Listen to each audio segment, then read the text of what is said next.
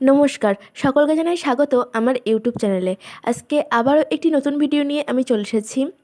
আজকে আপনাদের দেখাবো কীভাবে বসন্ত উৎসব উপলক্ষে একটি জুয়েলারি সেট আপনারা খুব সহজেই খুব কম টাকাতেই বাড়িতে বানিয়ে নিতে পারবেন।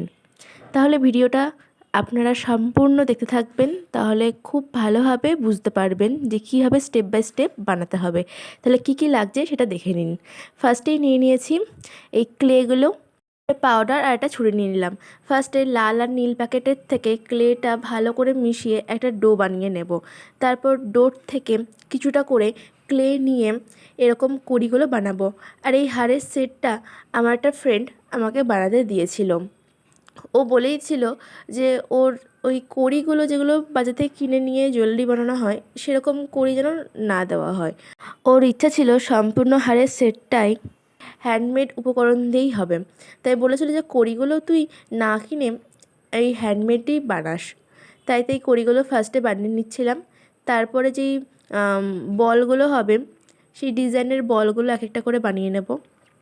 আর তারপরে এটা লকেটের জন্য যে রাউন্ড প্লেটটা হবে সেটা রাউন্ড প্লেটটা বানিয়ে নিয়ে তারপরে যেটা পিন মতো দিয়ে যে ডিজাইনটা হবে সেই ডিজাইনের জন্য ওখানে ছিদ্রগুলো করে নেওয়া হলো।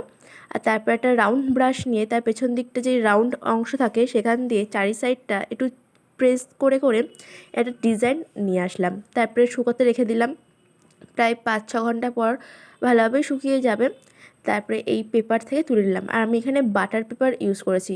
এটাকে বাটার পেপার বা ট্রেসিং পেপারও বলা যায়। এই পেপারের ওপর যদি ক্লেগুলো শুকাতে দেওয়া হয় তাহলে খুব সহজে কিন্তু উঠে আসে। আর ওইদিকে আমার কিন্তু ওই কড়িগুলোও শুকিয়ে গিয়েছিল। এবার বানাচ্ছি আমি বালা, যার জন্য এরকম একটা আমি কৌটো নিয়ে নিয়েছি যেটা ওর হাতের সাইজে হয়েছে। আর তার গায়ে তো দেখলেনই আমি ক্লেগুলোকে সরু করে নিয়ে রোল করে নিয়েছিলাম। তারপর সেগুলোও শুকিয়ে গিয়েছে। এখন রং করার সময় তো এই সাদা, হলুদ আর লাল রং নিয়ে নিয়েছি আর তুলি। এবার ফার্স্টে সবগুলোতে সাদা রং কমপ্লিট করে নিয়েছি, আবার সেকেন্ডবারও সাদা রং দিয়ে নিয়েছিলাম। এবার এই লকেট আর কানেরগুলো রং করছি। রঙগুলো শুকিয়ে গেলে তারপর এই যে যেই ডিজাইনগুলো হবে তার জন্য এইগুলোকে আমাকে ইউজ করতে হচ্ছে। তো এইটা কী করে বড় করতে হবে, স্বর্ণার মধ্যে ঢুকিয়ে দিলে এরকম কিন্তু ফাঁকা হয়ে যায় মুখটা।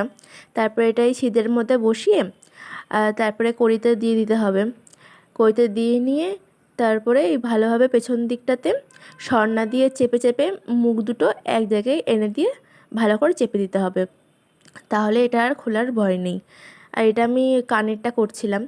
তারপরে হচ্ছে কানের যেই হ্যাঙ্গিং যে পার্টটা ওটা করা হবে। তার জন্য আবারও এরকম স্বর্ণের মধ্যে দিয়ে এটাকে নিয়ে যাচ্ছি, তার জন্য ওটা ফাঁকা হয়ে যাবে। তারপর আবার এটা এখান দিয়ে ঢুকিয়ে নিয়ে এই কানের যে হ্যাঙ্গিং পার্টস যেটা ওটা ঢুকিয়ে দিচ্ছি, দিয়ে আবার সেমভাবেই ওই সাইড দিয়ে এটা প্রেশার দিয়ে বন্ধ করে দেবো। তাহলে কিন্তু এটা আমাদের রেডি হয়ে যাবে। আর এটা এরপরে কিন্তু আরেকবার আমি রং করে নেব, কারণ এই যে সাদা সাদা একটু মানে গুঁড়ো গুঁড়ো মতো হয়ে গিয়েছে ওপরটা, এর জন্য এটাকে আমাকে একবার রং করে নিতে হবে। আর এখানে একবার রং করা হয়ে গেছে। এবারটা আমি লেখাটা লিখব। যেটা বসন্ত উৎসবের জন্য ও অর্ডার দিয়েছিল, তাইতে বসন্ত উৎসবের কিছু লেখার কথাই বলেছিল। তো কানেরগুলোতে শুধু বসন্ত এই ওয়ার্ডটা লিখেছিলাম, আর লকেটটাতে বসন্ত এসে গেছে এই গানের যে লাইনটা আছে ওটা লিখেছিলাম। এগুলো ঠিকঠাক করে লিখতে হবে। এটাও কিন্তু ওই দুবার করেই রং টানতে হবে এতে, নাহলে ভালো ফুটবে না। এই লেখাটা হয়ে যাওয়ার পরে ওপর দিকে একটুখানি ডিজাইন করে দেবো যাতে একটু ভালো লাগে, কারণ ওপরে ফাঁকা লাগছিলো। ওপরটায় নিচেরটাই যে অংশটা ফাঁকা রয়েছে ওখানে একটু কেমন লাগছিলো, তো ভাবলাম যে না, এটা ফাঁকা রেখে এখানে কিছু একটা ডিজাইন করে দিই। তো একটা ডিজাইন করে দিলাম। আর এই জুয়েলারি সেটটার যে টোটাল ডিজাইনটা আছে সেগুলো কিন্তু আমার নিজের আইডিয়ার না। এটা আমার সেই ফ্রেন্ডের একটা পছন্দ হয়েছিল। ও অনলাইনে কিছু সার্চ করছিল, সেখান থেকে ওর পছন্দ হয়েছিল একটা ডিজাইন। তো আমাকে সেটা পাঠায়। ও বলে যে ওর সেরকমটা ডিজাইন পছন্দ হয়েছে, সেরকম বানিয়ে দিতে হবে। আর তারপরে এই যে এখানে কিন্তু ওই যে সুতোর যেই বলগুলো হয় সেগুলো আমি রেডি করে নিয়েছি। ওই হলুদ আর লাল সুতো দিয়েও করতে বলেছিল, সেরকম করে নিয়েছি। এবারটা যে লকেট যেটা, সেই লকেটের মানে মেন যে অংশ হয় না যেখান দিয়ে দড়িটা আসে, ওখানে এই ডিজাইনগুলো এই কড়িগুলো ওখানে ভরতে হবে। কড়ি আর এই যে সুতোর বলগুলো বা যে ক্লের যে বলগুলো এইগুলো ওখানে ভরে ভরে পরপর চেন বানানো হচ্ছে। এই চেনটা এক সাইড থেকে গাঁথা শুরু হয় আর অপর সাইডে এসে গাঁথাটা শেষ হয়। তো এই হারের সেটটা বানানোর সময় একটু টেনশনেই ছিলাম, ভয় লাগছিল যে ফার্স্ট টাইম বানাচ্ছি। আমার বান্ধবীটা দিয়েছে তার একটা পছন্দের কিছু বানাতে আমার কাছে, আমি ঠিকঠাক সম্পূর্ণ কমপ্লিট করতে পারবো কি না, তার পছন্দ হবে কি না সেসব নিয়ে একটু চিন্তায় ছিলাম। তো যাই হোক, শেষ অবধি তার ভালো লেগেছে, পছন্দ হয়েছে জিনিসটা, তাতে আমি খুবই খুশি। চুড়িগুলোতেও একটা কালার করে দিয়েছিলাম, দিয়ে একটা সিম্পল ডিজাইন করে দিয়েছি।